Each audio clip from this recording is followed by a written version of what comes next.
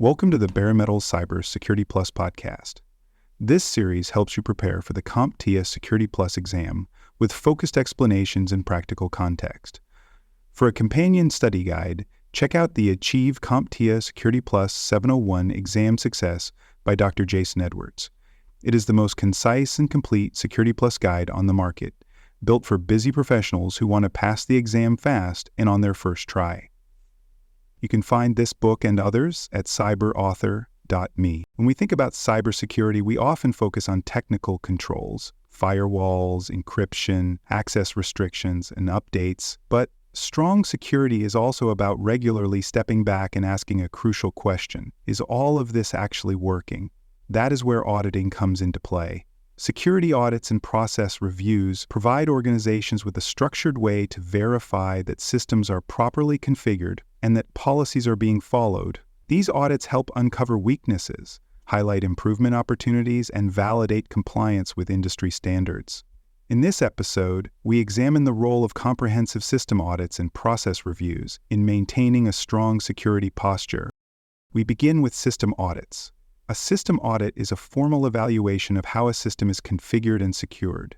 It examines a wide range of technical elements, operating system settings, access permissions, firewall rules, logging configurations, patch status, and much more. The purpose is to verify that these settings align with organizational policies and recognize security best practices. System audits are essential because even well-intentioned administrators can overlook critical details or make mistakes that create vulnerability.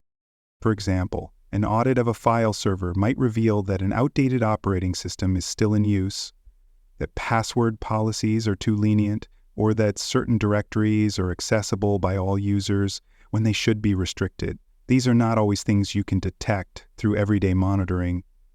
Audits provide a fresh, systematic look that brings hidden issues to light. Security audits can be conducted internally or by an external auditor. Internal audits are useful for regular self-assessments and for preparing for more formal reviews. External audits bring in an objective perspective and are often required for compliance with standards like the Payment Card Industry Data Security Standard, the Health Insurance Portability and Accountability Act, or the International Organization for Standardization, 27001. Whether internal or external, the audit process typically includes data collection, evidence review, interviews with staff, and a final report that highlights findings and provides recommendations. Let's consider a real-world example. A mid-sized company conducts a system audit of its web application infrastructure. The audit finds that administrative access to the database server is not limited by Internet Protocol address, leaving it accessible from the public Internet. It also discovers that several user accounts have not been deactivated, even though the employees left the company months ago. These oversights are corrected immediately, and new procedures are implemented to prevent recurrence. Without the audit, these gaps might have remained unnoticed and become entry points for attackers. Auditing is not just about catching errors. It is also about building trust. A documented audit process with clear results demonstrates to leadership, regulators, and customers that the organization takes security seriously. It provides evidence that security policies are not just written, but actively enforced. Now let's turn to process reviews. While system audits focus on technology, process reviews examine how people and teams implement security. This includes evaluating workflows, documentation, training programs, incident response plans, and policy adherence. Process reviews are essential because even the best technical controls can fail if the processes around them are flawed, inconsistent, or ignored. For instance, an organization might have a strong access control system in place, but a process review reveals that new user accounts are often created without proper authorization. Or there might be a patching policy that requires updates within 30 days, but no one is tracking whether this timeline is actually being met. These process breakdowns create opportunities for mistakes and introduce unnecessary risk. A process review often starts with interviews and walkthroughs. Auditors or reviewers ask employees to describe how they complete specific tasks, such as onboarding a new user, updating software, handling alerts, or escalating an incident. The goal is to compare actual behavior to documented procedures and identify gaps, redundancies, or areas where staff need more training or clearer guidance. One powerful benefit of process reviews is that they can identify the root causes of recurring issues. If system audits repeatedly show misconfigured servers, a process review might discover that the deployment checklist is missing key steps, or that the staff responsible have never received formal training. Fixing the process, in this case, improves the outcomes of future audits and reduces long-term risk. Let's look at another real-world example. A healthcare provider conducts a process review of its patient data access procedures. The review reveals that access requests are being processed by a single employee without a secondary approval or verification step.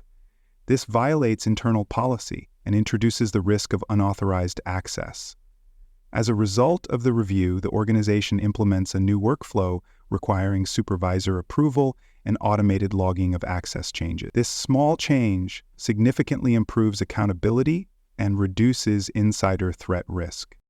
Process reviews also support continuous improvement. By regularly examining how policies are implemented, organizations can spot where controls are too strict, too loose, or simply outdated. They can update policies to reflect changes in technology, business operations, or compliance requirements. A policy that made sense when everyone worked in a central office may need to be revised in a hybrid or remote work environment. Process reviews help identify those gaps. It is also important to remember that process reviews reinforce the human side of security. They give employees a voice in identifying challenges and proposing solutions. They also help align technical and non-technical teams by clarifying expectations and building shared understanding. Security improves when people understand the why behind the rules and when they are empowered to improve how the rules are applied. In many organizations, audits and process reviews work best when paired. For example, a system audit may identify that logging is not enabled on certain devices. A process review then reveals that the deployment script used by the operations team does not include log configuration. Fixing the script addresses the root of the problem. This combination of technical verification and procedural insight creates a more complete and resilient security strategy. To summarize, system and process auditing are critical tools in identifying weaknesses, ensuring compliance, and driving improvement. System audits provide deep insight into the technical configuration of assets and uncover vulnerabilities that may not be visible day to day. Process reviews focus on how people interact with technology and policies, helping to close the gap between intention and execution. Together, these practices strengthen defenses, build accountability, and support a culture of continuous improvement.